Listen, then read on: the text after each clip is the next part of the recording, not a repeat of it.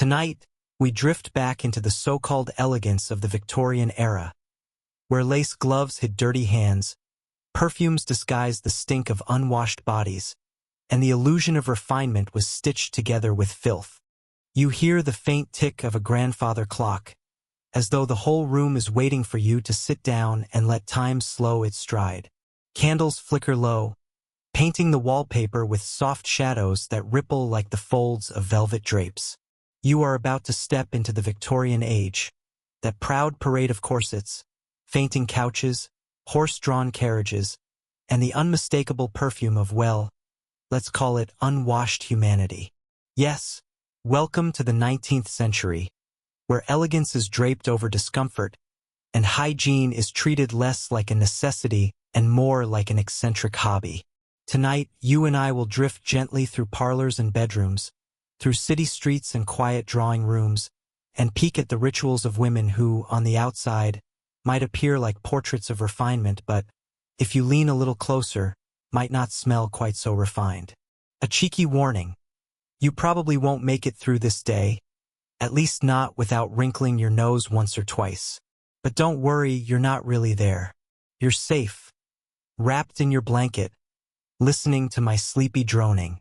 Before we wander further, I'll ask in the gentlest of voices. If you like drifting through history like this, you might consider liking this video, subscribing, and leaving a comment telling me where in the world you are and what time it is right now. It always fascinates me to know if you're hearing about unwashed corsets at 3 in the morning or just before breakfast. And now, with the candles burning low, let's ease into tonight's journey. You find yourself in the parlor of a respectable Victorian townhouse. The carpet is patterned with red and gold swirls. Heavy curtains block the daylight, and in one corner a piano waits patiently for its next recital. At first glance, everything appears elegant, respectable, proper. But as you sit quietly, you begin to notice a certain thickness in the air, the sort of mustiness that perfumes can't quite hide. Victorian women, especially those of the middle and upper classes, were supposed to embody refinement. They had layers of gowns, carefully pinned hair, and etiquette manuals dictating the angle of their smile. What they did not necessarily have was soap and water freshness. Baths were not an everyday matter. In fact, many believed too much bathing could make a woman weak, even ill. Doctors, yes, actual physicians, warned against immersing the body too often. Water, they said, might upset the delicate balance of the female constitution. Historians still debate whether doctors really believed this or whether they were just repeating the fashionable nonsense of the age. So instead of daily baths, many women simply washed their faces, hands, and maybe their necks with a damp cloth. Hair was brushed vigorously, sometimes hundreds of strokes each night, to spread oils evenly. But shampoo? That was not a weekly ritual, more like a seasonal one. Hair might be cleaned every few weeks or every few months with soap, vinegar, or even eggs beaten into a kind of sticky shampoo substitute. You can imagine the scent of vinegar lingering in the air long after a lady had freshened her locks. Perfume was the real savior, or perhaps the real villain. Rosewater, lavender oil, and heavy musky scents were dabbed onto handkerchiefs, collars, and gloves, layering sweetness over stale sweat. It's a little like spraying air freshener into a room where the cat box hasn't been cleaned for a week. You know something is being concealed, but the effect is not perfect. And then there were the clothes: corsets, chemises, petticoats, gowns, layers upon layers, often worn multiple times before being washed. Laundering was expensive and labor-intensive. So many garments were simply aired out on the line instead of truly cleaned. Imagine sitting in that thick gown all day, walking through coal-dusted streets, and then hanging it up as though the air itself would erase the evidence. Here's your first weird cultural tidbit of the night. Some women kept tiny bags of herbs or dried flowers tucked inside their corsets. They were called scent sachets, meant to sweeten the air around them, but pressed against skin, under layers of unwashed fabric? Well, Let's just say lavender can only do so much when competing with Victorian July. And yet, to them, this was normal. You smell like what society says is acceptable. If everyone else reeks faintly of old soap, horse manure, and roses, then so do you. You blend right in, just like blending into a subway car today where everyone forgot their deodorant. You lean back on the fainting couch, breathing shallowly. The wallpaper is closing in. The candles flicker with a tired sigh, and outside the window the rattle of carriage wheels reminds you. The city beyond this parlor smells even worse. Horse droppings, coal smoke, uncollected trash. At least in here you're surrounded by roses. Well, roses, vinegar hair, and corset sachets. Cozy in its own way. You step out of the parlor and into the narrow hallway, and the smell changes. Here it's dustier, drier, the sort of air that tastes faintly of soot. A maid passes by, balancing a jug of water, nodding to you but not pausing. For servants, hygiene is more practical, less about etiquette. They bathe when they can, wash what they must, and often smell of soap because their hands are constantly plunged into suds. But the lady upstairs? She smells of roses and starch. You climb the creaking staircase. Each step feels like it has absorbed decades of dust. Upstairs, in the bedroom, you find the dressing table. Here lies the arsenal of Victorian cleanliness, or, depending on how you look at it, the arsenal of cover-ups. Hairbrushes with ivory handles. Tiny jars of pomade. Glass bottles of perfume, their labels curling from the damp. A small basin of water, barely enough to splash your face. Here's your major historical fact for this section. The Victorians had a booming cosmetics and toiletries industry. From soaps advertised as purifying the complexion, to powders that promised to whiten the skin, women were urged to purchase beauty in bottles. Many of these products contain toxic ingredients, arsenic in skin creams, lead in powders, mercury in lotions. Women were literally poisoning themselves in the pursuit of looking fresh. The irony, all this effort was to mask the very thing regular soap and water might have solved. You touch a jar of face powder. The puff inside smells faintly sweet, but the powder itself is chalky, almost metallic. When dabbed on, it would cling to pores, cover blotches, and over time, sink into the skin in ways no one fully understood. The fashion for pale skin meant that healthy, tan complexions were dismissed as working class. Pale skin meant you had no reason to labor outdoors. Pale skin meant refinement. Pale skin also meant lead poisoning, but that part of the brochure was left out. On the dressing table, a small comb catches your eye. Hair hygiene, as we said earlier, wasn't about washing. It was about brushing and arranging. Women used pomades made of lard, oils, or even bear fat to smooth their hair into place. Yes, actual bear fat, sometimes mixed with fragrant herbs. The shine was impressive. The smell maybe less so. And with hair washed so rarely, parasites were not uncommon. Comb lice were whispered about but rarely admitted in polite company. Here's your obscure tidbit. Some women believed cutting hair during menstruation could cause it to stop growing altogether. So hair was treated almost like a sacred relic, carefully guarded, brushed, pinned, and perfumed. Strands of hair were even kept in lockets as tokens of love. Romantic, yes, until you remember those strands may not have been shampooed in weeks. You look toward the wardrobe now. Inside hang gowns with layers of lace, satin, and velvet. But also, tucked into the corner, is the dreaded corset. Tight-laced, stiff, unforgiving. It squeezes not just the waist but the lungs, the stomach, the ribs. Women fainted from lack of breath. They also sweated profusely. The corset absorbed it, and then was worn again the next day. Sometimes the smell of old corset combined with perfume is politely called Victorian essence. You can imagine it differently. The maid reappears, carrying linens. She glances at you with a smirk, as if she knows you're not from here. Don't worry, her eyes seem to say. You'll get used to it. But will you? Can you? You sit at the dressing table and watch dust motes dance in the sunlight.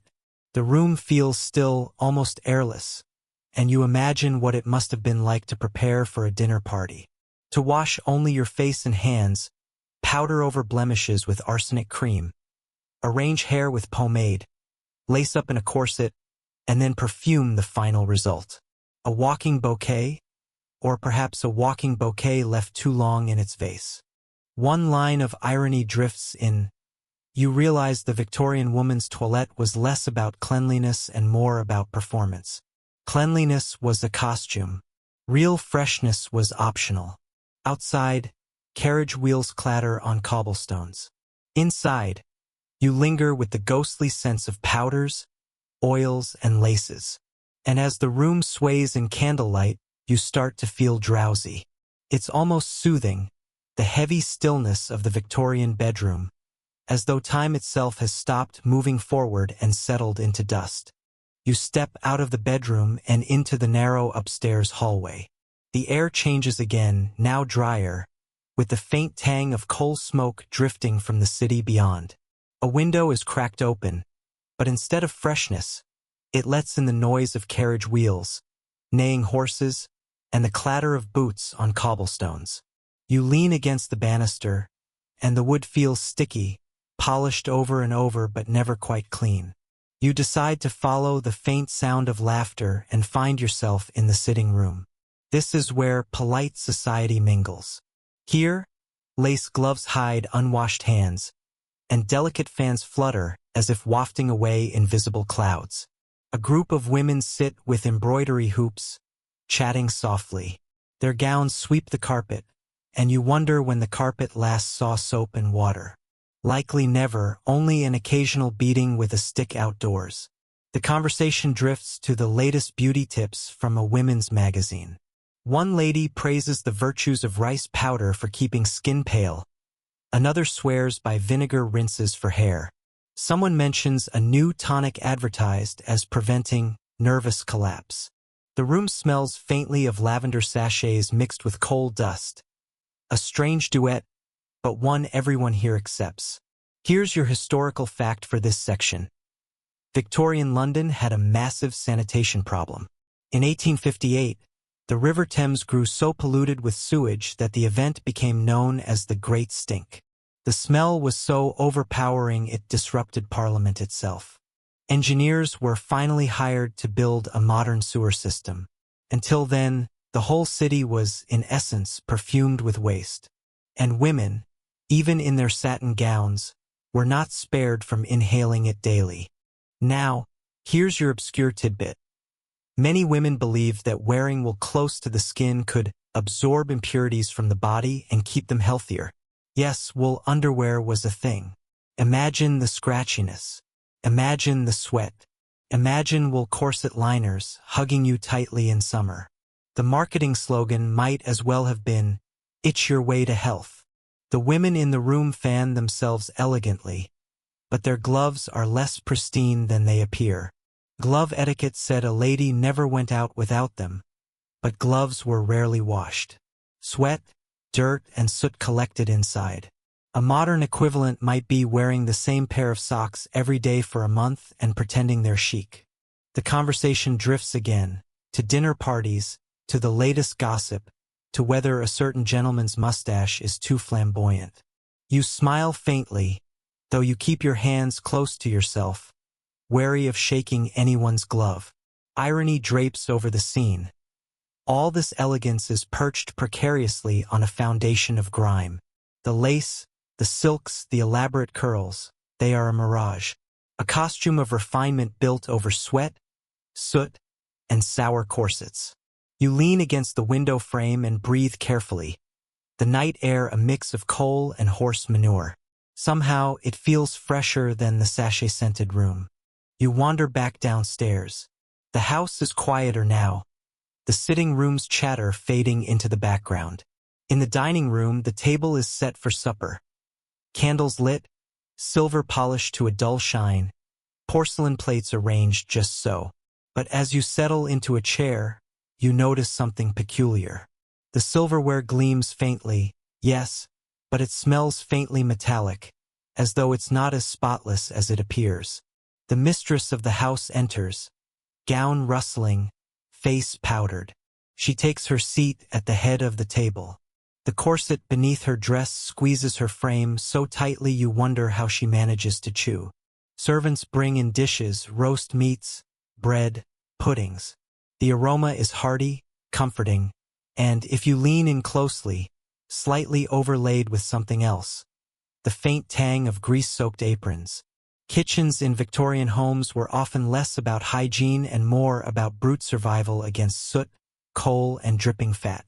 Here's your historical fact for this section. Refrigeration was not yet common. Food spoiled quickly, especially in summer, and preservation methods included salting, smoking, or simply hoping it lasted one more day. Women used spices not only for flavor but to disguise the taste of food teetering on the edge of rot. A sharp curry might be less about exotic flavor and more about hiding yesterday's questionable mutton. As the dishes are served, you glance at the drinking glasses. They sparkle in the candlelight, but you suspect they were polished with a rag that's been in service all week. Everyone pretends not to notice. You sip water, hoping for freshness, but the faint cloudiness tells you it was drawn from a cistern not entirely free of debris.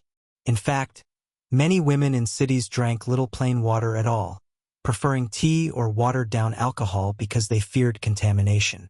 And frankly, who could blame them? Your obscure tidbit of the evening. In some households, women believed brushing their teeth too often could damage them. Tooth powders existed, yes, chalk, charcoal, or even crushed seashells mixed into abrasive pastes. But brushing was irregular, and dentists were still more terrifying than helpful. Bad breath was usually drowned in mint lozenges, cloves, or simply ignored. A kiss in the Victorian era might have been less romantic rose garden and more garlic and charcoal surprise. The dinner conversation rolls on. One guest dabs at her lips with a linen napkin, which, when held closer, reveals faint yellow stains from repeated use. Another adjusts her corset slightly, the effort of digestion already pressing against the iron embrace of whalebone. Servants refill glasses, carrying trays that rattle softly. You realize, not without a trace of dry amusement, that dining was less about savoring freshness and more about tolerating it gracefully. To smile through the smell of fish past its prime. To compliment the roast while silently hoping the spices do their job. The candles burn lower, the silver loses its shine in the dim light, and the conversation blurs into a sleepy hum. You lean back in your chair, half smiling. You're not sure whether you're more full of food or of candle smoke. You slip quietly away from the dining room and find yourself in the washroom, or rather what passes for one. The chamber is dim, lit only by a single candle perched precariously on a shelf. A porcelain basin rests on a wooden stand, with a jug of lukewarm water beside it. This is the Victorian idea of freshening up. There is no running water here, no gleaming sink, no tap you can twist on and off. You dip your fingers in the basin. The water feels slightly stale, as though it has been standing for hours. A bar of soap rests nearby, faintly cracked, smelling faintly of carbolic. A smell sharp and medicinal, and not everyone's favorite. You suspect more people avoided it than embraced it. Soap was not always cheap, and many women stretched it thin, sometimes skipping washes altogether. Here's your historical fact. Victorian women were often warned not to bathe too frequently. Doctors insisted that immersing the body in water too often might weaken the constitution or excite the nerves. A weekly bath was considered more than enough, sometimes even luxurious. Daily bathing, as you might know it, was almost unheard of outside the very wealthy. Now your obscure tidbit. Instead of washing, many women relied on sponging with vinegar or rubbing their skin with dry cloths. Some even believed cold cream, generously applied, acted as a cleanser all by itself. Wipe it away and voila, you were clean. The reality, of course, was more like layering frosting over an unwashed cake. The room smells of damp towels and wax from the candle. You imagine how many times the same towel has been used before being replaced. Linen was expensive. Laundry took hours of back-breaking scrubbing.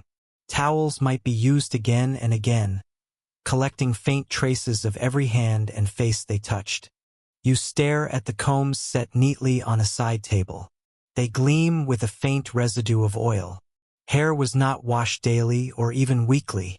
Instead, women brushed their hair endlessly, sometimes 100 strokes each evening, to redistribute natural oils and bring a glossy sheen. But without washing, those oils built up, trapping soot, sweat, and the faint sourness of daily life. Brushing simply made it shine.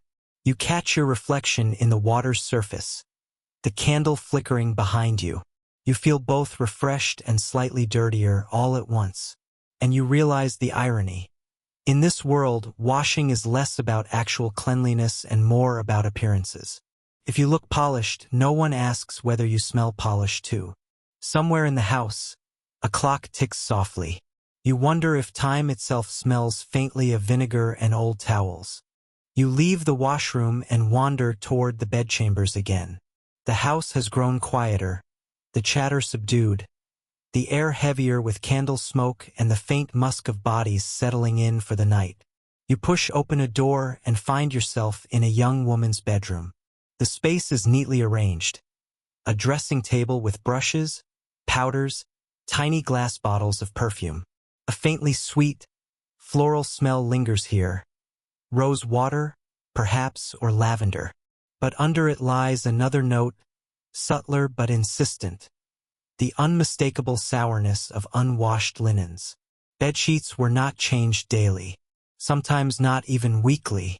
Laundry was labor-intensive, water was scarce, and soap was expensive. Sheets might be aired out by the window but rarely scrubbed. Here's your historical fact. Victorian women were expected to wear chemises, light undergarments, to protect outer dresses from sweat and oils. But those chemises themselves were washed infrequently. Underclothes were boiled when possible, but in practice, many women stretched wear between washes, especially if water supplies were difficult to fetch. The chemise was more shield than solution. Your obscure tidbit. Some women sprinkled their sheets with lavender water to disguise smells. In fact, perfuming beds was a common trick. Camphor, vinegar, and herbs scattered beneath pillows were thought to purify the air. One popular belief even suggested that sniffing vinegar-soaked sponges could ward off disease. You can imagine how romantic that must have been on a wedding night. The young woman sits at her vanity, removing pins from her elaborate hairstyle. Each pin clinks softly into a dish. She brushes her hair slowly, methodically, eyes half-lidded with sleep. You notice the faint residue of hair oil clinging to her locks. Brilliantine, a mix of oil and perfume, was a staple, giving hair that glossy, healthy look, even if it hadn't been washed in weeks. The candle on her vanity guttered slightly, and you lean in closer. The brushes themselves are lined with stray hairs, some coated with dust, others glistening faintly. Hairbrushes weren't cleaned often, and over time, they became almost relics of every day's effort, holding faint traces of weeks of sweat and soot. She yawns, slips into bed, and draws the sheets up. You hear the faint creak of mattress springs beneath. Beds were shared in many households, siblings together, even sometimes servants with one another, but here she has her own. Still, privacy does not mean cleanliness. The sheets smell faintly of damp wool and human warmth. As she blows out the candle, the room plunges into darkness.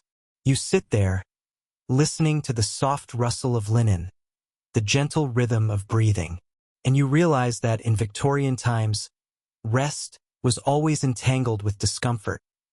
Scratchy wool, stale sheets, the lingering veil of perfumes. It is a reminder, half amusing and half sobering, that sleep itself was an art of compromise. Morning returns, though in this world morning is really just a slightly brighter shade of gray seeping through the curtains. You stir awake inside the Victorian household, greeted by the mingled scents of damp fabric, smoke from the fire downstairs, and something vaguely metallic, the tang of the chamber pot. Yes, the chamber pot. You lift the lid of the porcelain vessel tucked discreetly under the bed. It's not glamorous, but it's what was used. Indoor plumbing was rare, especially outside wealthy urban mansions. Most women relieve themselves into these pots at night, emptying them in the morning. And no, they didn't scrub them out with disinfectant after each use. Water rinses, sometimes vinegar if they were fancy, and that was that. Here's your historical fact. Flushing toilets were invented in the 16th century, but they didn't catch on widely until the late 19th. Even then, many homes avoided them because landlords worried about damage or thought the noise indecent. Chamber pots, commodes, and outhouses remained the default for most women through the Victorian era. Now for your obscure tidbit.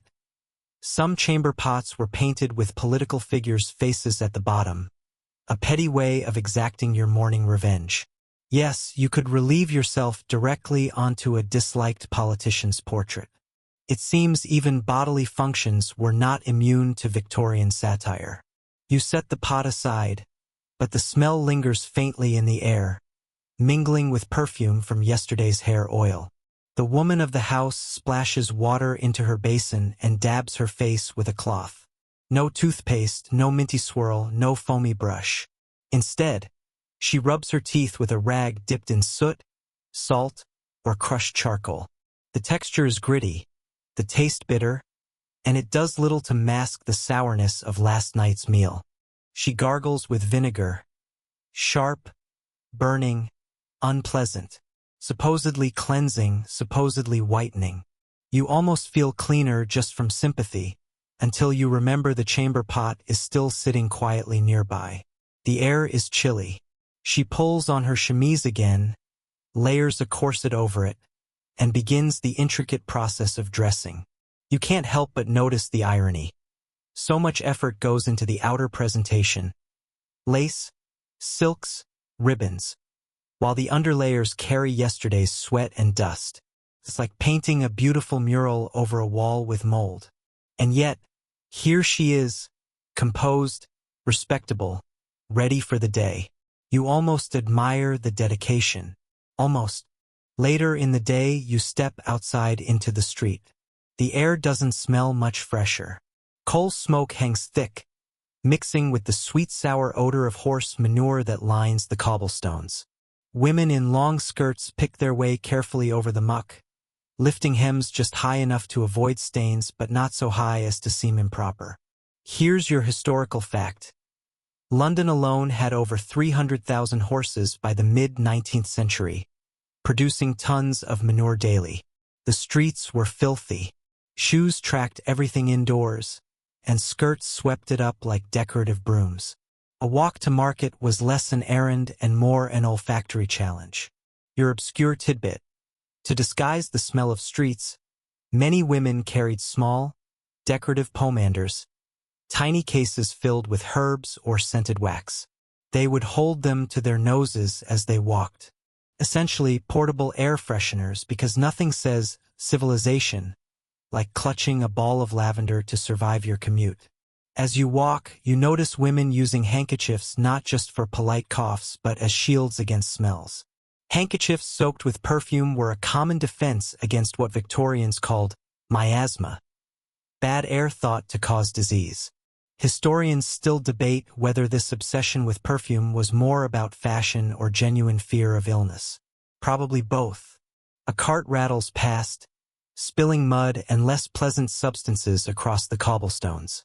Skirts are speckled immediately. Remember the basin you saw earlier? That's where these stains end up later, rubbed roughly, faintly, maybe never fully removed. Clothes didn't cycle daily. Dresses were expensive and worn repeatedly, patched, brushed down, and perfumed between washes.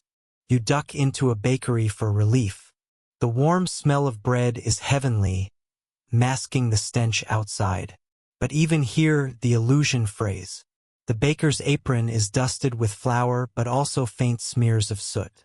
The shelves are clean enough, yet everything seems to carry the faint trace of smoke from coal fires. Even your loaf of bread tastes faintly of it. The woman you've been following nibbles politely, sipping weak tea. She dabs her lips with a handkerchief embroidered with initials, delicate and slightly stained from yesterday. Everything here is elegant in intention, yet slightly unclean in execution. It's a strange paradox. The Victorians adored refinement, yet lived in filth they could never fully escape. Their world was a grand performance, with soap, lace, and lavender playing the part of disguises. As you step back outside, the stench of manure greets you again like an overly affectionate friend. And you realize, this is a scent no amount of lavender balls could ever fully mask. The afternoon light slants across the parlor, and you find yourself once again indoors. The woman sits by the window, carefully arranging her hair. And yes, we must return to the subject of Victorian hair care, because hair wasn't just vanity, it was hygiene theater. Her hair is thick, heavy, and untreated by shampoo as you'd know it. Shampoo, after all, was not widely available until the mid-19th century, and even then it was closer to watered-down soap. Most women washed their hair rarely, sometimes once a month, sometimes less. The rest of the time, they relied on brushing. Long, deliberate strokes, hundreds at a time, dragging natural oils from scalp to tip. The goal was shine, not cleanliness. Your historical fact here: hairbrushes with bristles were only popularized in the Victorian era, thanks to mass production. Before that, combs were the main tool. Brushing became a ritual of both grooming and supposed health, an activity recommended by beauty guides as almost medicinal. Now for the obscure tidbit. Some women collected their fallen hairs from the brush and saved them. Not in a creepy way, well, maybe a little creepy. These hair receivers were small containers kept on the vanity, used to store the strands. Later, the hair could be fashioned into rats, cushions to pad hairstyles, or even jewelry. Yes, you could literally wear your own, or someone else's, locks in a brooch. Love was eternal, and so apparently was hair. She rubs a bit of oil through the strands. The scent is floral, but beneath it you detect something musty, stale, almost sour. Oils masked odors but also trapped them, creating a bouquet of pleasant and not so pleasant.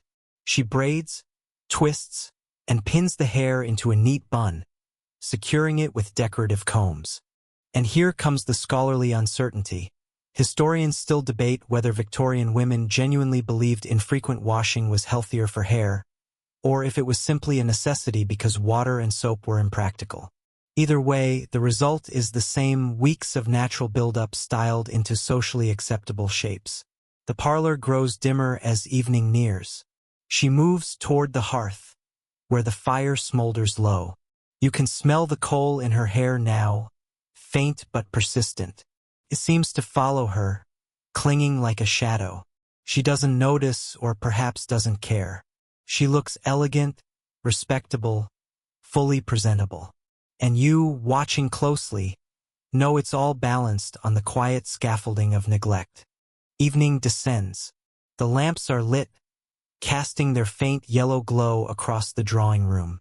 Candles flicker, smoke curling upward in thin wisps.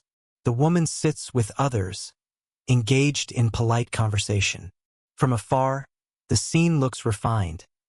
Lace cuffs, teacups, laughter restrained into soft ripples. But the longer you sit among them, the less refined it feels. Here's your historical fact. Deodorant, as you know it, did not exist in Victorian times. Body odor was managed, or more often, simply endured. Perfume and powders served as cover-ups. The ideal was to smell of roses or lavender, but reality leaned more toward roses layered over perspiration and coal dust. The obscure tidbit: some women dabbed their underarms with vinegar-soaked cloths, hoping to neutralize odor. Imagine sitting beside someone gently reeking of both sweat and salad dressing, nodding primly over a cup of tea. The parlor grows warm with bodies, layered fabrics, and the coal fire. You feel the air thicken, slightly damp, scented with too many perfumes colliding. A violin plays faintly from another room, adding to the genteel atmosphere. But your nose tells a truer story, a mingling of unwashed linens, hair oil, vinegar, and the faint ammonia tang from chamber pots emptied only half an hour earlier. Someone laughs, raising a handkerchief delicately. Remember the perfume-soaked cloths you saw earlier in the street? They're back here too, pressed politely against noses, as though hiding coughs but in reality sparing the senses. Scholars still debate how aware Victorians were of their own smells. Some argue they didn't notice because everyone lived with the same sense. Others suggest they knew very well and simply lacked better tools. Whatever the case, you're aware of it acutely. Yet there is something oddly comforting in the ritual. The dim light, the clink of porcelain, the soft cadence of conversation. It's cozy, even if it carries undertones of vinegar and coal. You realize this is the paradox of Victorian hygiene. Life looked spotless on the surface, but always smelled a little different up close. The evening lingers. You lean back, eyes half shut, lulled by the fire's crackle and the slow rhythm of talk. And perhaps that's the trick. The Victorians didn't need the world to be clean, just to seem orderly enough that you could almost believe it was. The house grows quiet now, the evening stretching itself toward bedtime. You move with her upstairs, candle in hand, watching the flame wobble as she climbs. Shadows crawl across the wallpaper like restless insects. The corridor smells of beeswax and smoke, but also, faintly, of something sharper, less pleasant. The day's odors linger here, and night will not erase them. She enters her bedroom, where the ritual of preparing for sleep begins. First, the corset comes off, though not without effort. Laces loosen slowly, ribs sighing with relief. You hear the creak of fabric and the faint pop of stays snapping back into their natural positions. Imagine wearing a cage all day, then setting it aside like a folded umbrella. The historical fact for this evening: Victorian corsets were often stiffened with whalebone or steel, and while they didn't permanently disfigure the body quite as dramatically as some myths suggest, they did restrict breathing and circulation. Women sometimes fainted, not from delicate sensibilities, but from being trussed up like a roast. Next comes the chemise, the petticoats, the stockings. Layer upon layer peeled away until she stands in a simple nightgown. You'd expect cleanliness here, but remember, daily bathing was not common.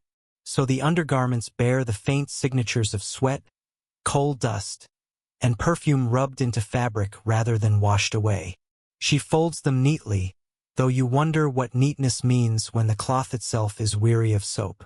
Here's your obscure tidbit. Some women used scented sachets in their wardrobes, tiny bags filled with herbs, dried flowers, or spices, to keep linens fresh. The illusion was that of cleanliness, though in reality it was more like seasoning an unwashed dish. The candle flickers as she brushes her teeth, or rather attempts to. Toothpaste, as you know, it didn't exist yet. She dips a brush, often made with boar bristles, into a mixture of chalk powder or crushed seashells, sometimes laced with soap or salt. The flavor? Likely chalky, bitter, and faintly salty. Dentistry was not about pleasure. It was about survival. Historians still debate whether Victorian oral care did more harm than good. Some argue the abrasiveness of chalk wore down enamel over time, leaving teeth vulnerable. Others think it at least helped scrape away debris. Either way, the result was far from minty freshness. She rinses her mouth with water, spits into the basin, and dabs her lips dry. The smell of chalk and faint soap clings to the air, mixing with the candle's smoke. She climbs into bed, drawing heavy curtains around her. The sheets smell faintly of lavender, but also of long nights and few washings. Still, she looked serene, sinking into the embrace of fabric, her candle guttering low. And you, sitting in the dim quiet, realized that Victorian bedtime wasn't so much about hygiene, it was about ritual. The corset off, the candle snuffed, the body still carrying the day into tomorrow. Midnight drifts closer, and the household sinks into silence. You wander a little, as one does in a strange house, noticing what the darkness reveals. The chamber pot sits beneath the bed, plain ceramic, waiting with quiet patience. These pots were emptied each morning, but not always scrubbed. Sometimes vinegar was swirled inside, as though one sour scent could politely cancel another. Your historical fact. Indoor plumbing existed in the Victorian era but was not yet universal. Even in respectable homes, chamber pots were more practical than trekking down chilly halls to a water closet, especially at night. The obscure tidbit. Some chamber pots were humorously decorated, painted with caricatures of politicians or enemies, so one could quite literally relieve themselves upon a disliked figure. A petty form of rebellion, disguised as porcelain. Back in the bedroom, the woman shifts in her sleep. You catch the sound of faint snoring, the kind softened by exhaustion. Her hair, still oiled and braided, leaves traces on the pillow. The smell of hair oils, mixed with coal smoke and the faint residue of chalk toothpaste breath, hangs like a gentle fog. Not offensive, just lived in. The linens rustle. You recall from earlier that sheets were not washed weekly. Perhaps once a month, perhaps less, depending on wealth and diligence. Sweat, oils, and dust accumulated quietly, sealed beneath the weight of blankets. The room feels warm, almost close. You sit and breathe it in, the intimate air of a life lived without antibacterial sprays or laundry machines. Scholars still debate whether Victorians perceived their bedrooms as cleaner or dirtier than we would judge them today. Did lavender sachets and heavy curtains convince them of purity? Or was there a quiet acceptance that life was layered with odors and stains? A clock ticks softly in the corner, marking time like a heartbeat. You feel the night stretch long, a tapestry of faint noises and scents. The candle is gone, leaving only darkness. Shadows fold around you, and for a moment you almost fall asleep yourself. And yet, you realize this is the secret of Victorian hygiene. It wasn't about erasing the body, it was about softening it with ritual, covering it with lace, perfume, sachets, and politeness. The dirt remained, but it wore a costume of civility. The house exhales, and so do you. Sleep comes not because the air is clean, but because the day has been dressed in order, however imperfectly. Morning seeps into the room, not abruptly but like a slow tide. Pale light slides through the curtains, touching the dust motes that hover in the stale air. The woman stirs, shifts, and rises, her nightgown creased and carrying the faint aroma of sleep, sweat, oil, and last night's candle smoke woven into the cloth. The first task of the day is to reach for the washstand, a wooden piece of furniture holding a porcelain basin and a small pitcher of water. A thin film of dust rims the basin's edge, proof of its infrequent scrubbing. She pours water, its trickle sounding far too modest to be cleansing. Here's your historical fact. Victorian women often did what was called a bird bath or a sponge bath, washing only the visible parts, face, hands, maybe the neck. Full immersion baths were rare luxuries, sometimes once a week, sometimes less, depending on wealth and season. Daily bathing, as you know it, was a radical idea. She dabs her face, splashes her neck, pats her cheeks.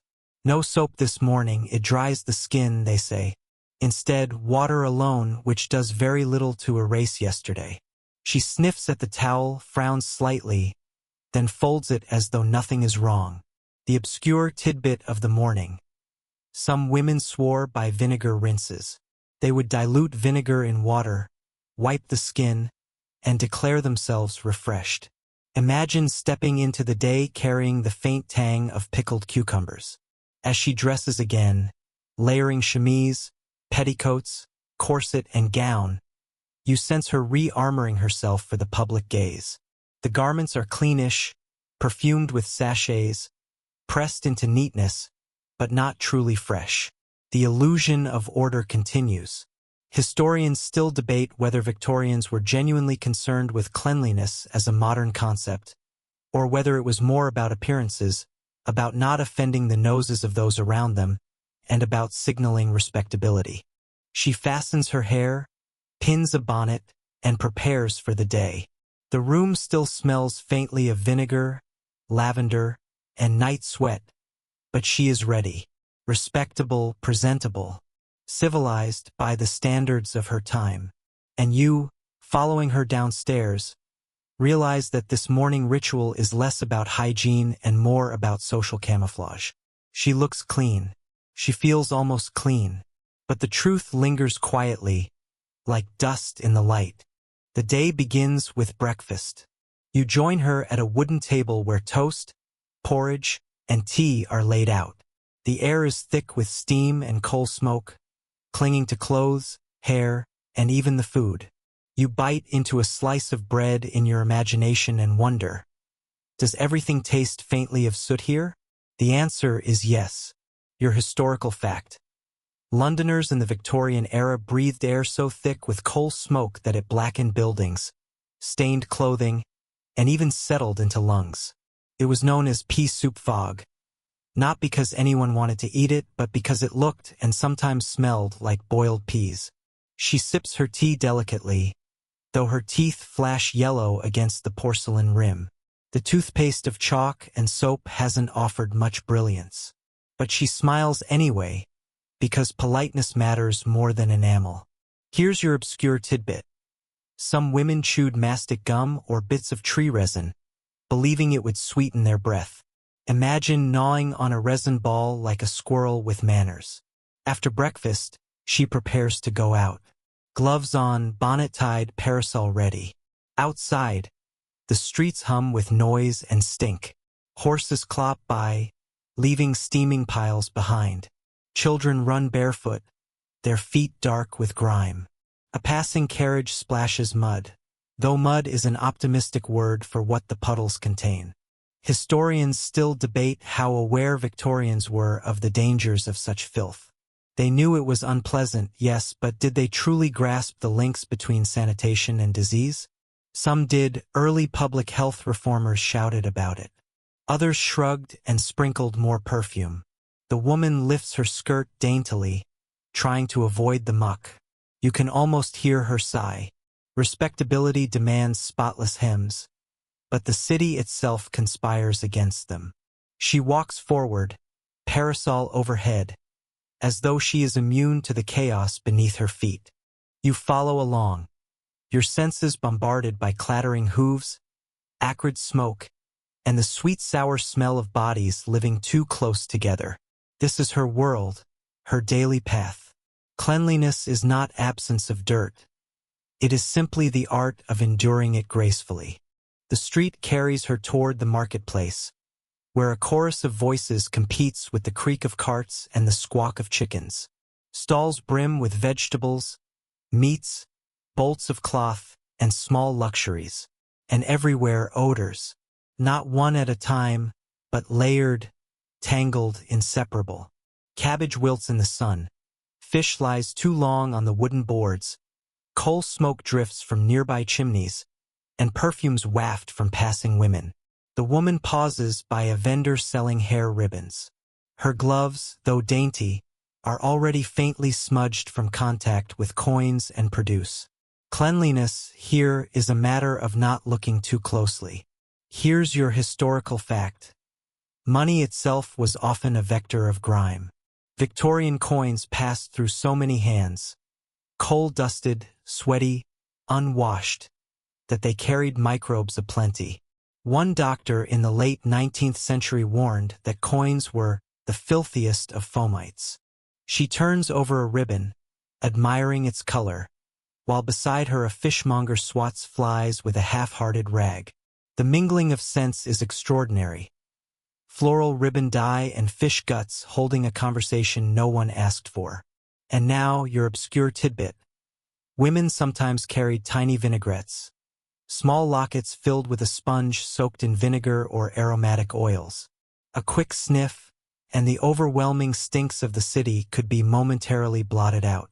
Imagine walking through a crowded market today, discreetly pressing a tiny perfume inhaler to your nose like some Victorian air freshener. Historians still debate whether these scented aids were genuinely effective at blocking disease or simply psychological shields. The science of miasma, the belief that bad air itself caused illness, was widely accepted, so any sweet smell felt like armor. The woman buys her ribbon, tucks it carefully away, and moves onward. You watch her skirts trail close to the ground, dangerously near to puddles and dust, yet she carries herself as though floating. It is less about cleanliness, more about defiance. A daily performance of dignity in a world that smells like everything at once. Later in the day, she visits a friend's drawing room. The space is tidy, polished, arranged to look serene. Cushions plumped, silver candlesticks gleaming, wallpaper patterned with delicate flowers. Yet the illusion falters if you sit too long. Beneath the lavender sachets and the polish, you detect the lingering undertone of coal, stale air, and the faint sourness of last night's dinner. Here's your historical fact. Most middle-class Victorian homes had very poor ventilation. Windows were often kept shut, partly from fear of drafts causing illness, partly to keep out soot. The result was air that grew thick and stagnant, especially in winter. The two women sit together, chatting politely. Tea is poured, biscuits arranged on a plate. You notice, as cups are lifted, the small shadows under their fingernails. Soap is not absent from the Victorian world, but its use is strategic. Hands and faces, yes. Nails, not always. And here's your obscure tidbit. Some women whiten their nails by rubbing lemon juice into them. It worked, for a few hours at least, until soot and dust reclaimed the surface. Conversation drifts from gossip to fashion, to the latest serial novel, to the small irritations of the day. A maid enters, carrying more tea, her apron clean but fraying at the hem. Behind her, you glimpse a corridor where chamber pots wait to be emptied. Daily life always threatening to intrude upon polite performance. Historians still debate whether the parlor was a true sanctuary of cleanliness, or simply an elaborate stage. After all, the smell of the house, a blend of coal, cooking, and humanity, would have clung no matter how much perfume or polish was deployed. The women laugh softly. A spoon clinks against porcelain. The moment feels civilized, serene, even graceful. Yet as you sit back, you feel it again. The air, heavy and still, carrying reminders of a world where dirt is never far away. Evening drapes itself over the city, and with it comes a kind of hush, though not silence. Coal fires flicker to life, voices call from doorways, and horses clatter over cobbles with weariness. Inside one narrow home, our woman prepares for the slow ritual of bedtime. First, the hair. Always the hair.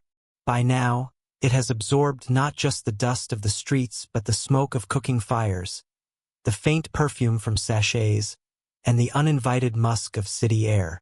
It is taken down carefully, pins placed in a small dish, and the mass brushed again and again. Victorian women were encouraged to brush their hair 100 strokes each night.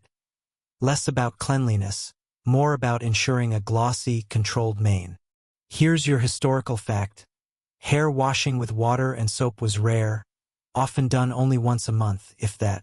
The nightly brushing was the cleaning substitute, distributing oils and keeping tangles at bay.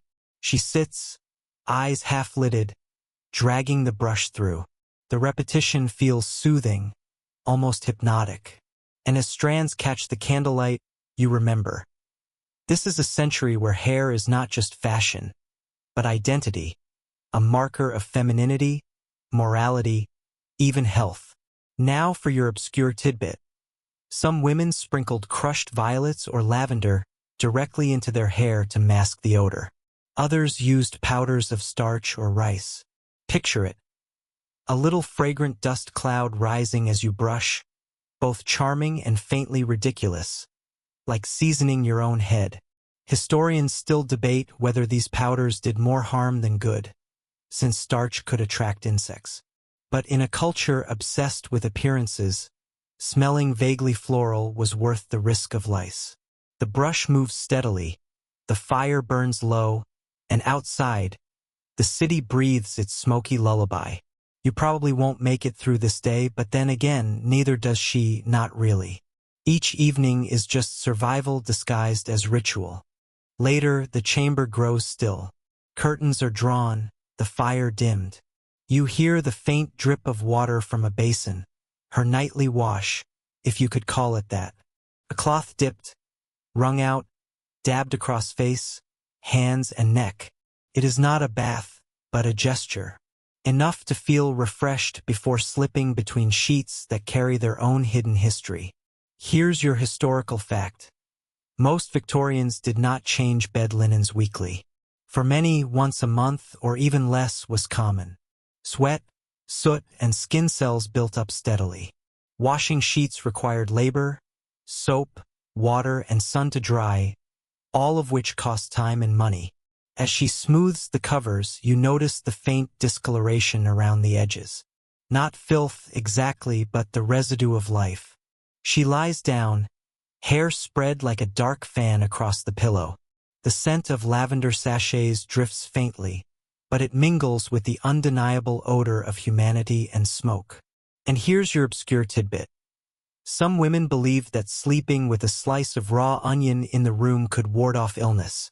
The onion, they thought, absorbed bad airs. It must have made for a pungent night. Historians still debate whether the onion habit was superstition or proto-science, since onions do contain compounds with mild antibacterial effects. Either way, the bedrooms of those who practiced it would have been memorable. She exhales slowly, her breathing deepening, the day folding into night. You listen to the creak of the house, the distant rumble of carriage wheels, the occasional bark of a dog. Everything settles into rhythm. And here you are, too, watching her slip into uneasy sleep, in a bed not quite clean, under air not quite fresh, surrounded by habits that feel strange, but also familiar. After all, isn't every age convinced it has solved the problem of dirt, while quietly living in it? Morning comes again, pale and reluctant. The fog that hangs in the streets is heavier now, yellowed by coal smoke and tinged with damp. You feel it before you see it, the heaviness in your lungs, the way every breath seems slightly used. Inside her narrow home, the woman begins again. There is no hot shower to chase away sleep, no peppermint toothpaste to sharpen the mind. Instead, she splashes her face with cold water, pats it dry, and pulls yesterday's clothes back on. Yes, yesterday's clothes, because laundering dresses is a task so monumental that it is reserved for special occasions, not ordinary days. Here's your historical fact. Outer garments for Victorian women, like heavy skirts and bodices, might go weeks without washing. Instead, small detachable collars and cuffs, known as false fronts, were changed more often, to give the illusion of freshness. The surface sparkled, while the fabric beneath quietly collected life's residue. She straightens the collar, pins it neatly, and steps outside. The air greets her with that distinctive Victorian perfume. Coal smoke, horse dung, stale beer, and humanity pressed close together. You wrinkle your nose. She does not. To her, this is simply what a city smells like: normal, expected, invisible. Here's your obscure tidbit. Some Victorian women carried small vinaigrettes, tiny decorative containers holding a sponge soaked in vinegar or scented oils. When the air became overwhelming, they could lift the container discreetly to the nose, a private oasis against the stench. Historians still debate whether these vinaigrettes were fashion statements or necessities. Probably both. After all, if your entire city smells like a giant unwashed sock, why not make self-defense look elegant? You walk with her past markets and taverns, the same streets you've walked before. The sights are familiar, but the smells, those are unforgettable. And still, she moves on, head high, as though dignity itself is stronger than dirt. Night falls one last time in this journey, and with it comes reflection. The woman you've followed through smoke, soap, and sachets has lived her entire life in a world of dirt made invisible by routine. And strangely enough, she has survived. Here's your historical fact. By the late Victorian era, public health reforms were taking hold. Sewers were expanded, clean water supplied, and soap became cheaper. Hygiene, once an afterthought, began its slow climb toward the rituals we now take for granted. But tonight, she still sits at her small table, brushing her hair in long, even strokes, candlelight dancing against the wall. You hear the rasp of bristles, the sigh of a tired woman, the faint crackle of the fire. Here's your obscure tidbit. Some Victorians believed that sleeping with a bar of carbolic soap under the pillow would prevent nightmares. Imagine that, trusting soap to guard the mind, not the skin. Historians still debate how widespread that little superstition was, but you can't help but smile at the thought of people clutching soap as dream catchers. And so the day closes. The brush is set down, the candle dimmed, the room hushed. She breathes in the air, imperfect, pungent, alive, and she sleeps as you will soon. The world softens now. The clatter of carriages fades into memory. The coal smoke thins into mist. The whispered prayers and weary sighs dissolve into the hush of night. You drift, as she does, into that liminal space where the body stills and the mind unspools. The streets outside are quieter than you've ever heard them. A lone horse passes, hooves muffled against the damp cobbles. A window closes somewhere in the distance. The city exhales. You imagine the beds of countless women, all across the Victorian night. Some with lavender tucked under pillows, some with onions on bedside tables, some clutching vinaigrettes against the stale air.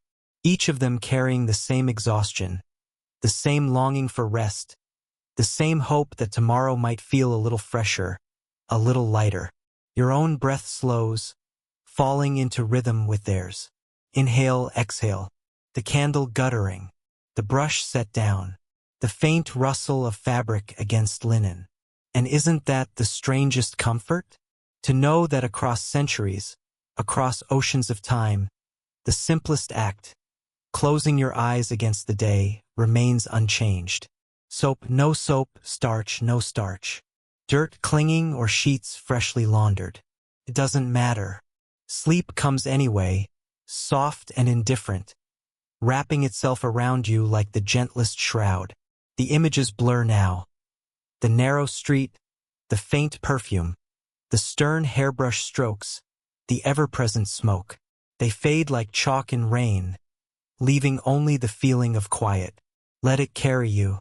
Let the rhythm of breath and night and history ease you down. The story has finished, but your rest has only begun. Sleep well.